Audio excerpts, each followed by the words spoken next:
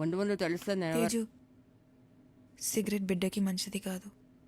ఏంది ఇదేమైనా నా బిడ్డనా? ఇంకెవరికో ఇచ్చే బిడ్డే కదా, నువ్వెందుకు అంత ఫీల్ అవుతా? నీకు కాంట్రాక్ట్లా అడ్వైజ్లకి ఏమైనా సపరేట్గా పైసలు ఇస్తా అందరా ఏంటి? లేదు కదా, ఇస్తే గిట్లా చెప్పు. మరి ఎందుకు గిట్లా చేస్తాన్నావు? నోరు మూసుకొని పో.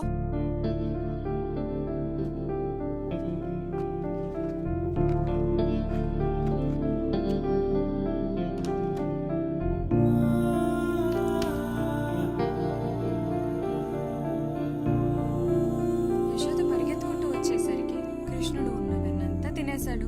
అంతే, ఎక్కడికి కదలకుండా రోటికేసి పడేసినా పో. కట్టేసింది యశోద. అవునా? తెలుసులే, ఎంతైనా అమ్మవి కదా. నేనేం సిగరెట్ సరదాకి తాగుతలే. నేను సిగరెట్ తాగనికి ఒక కారణం ఉంది.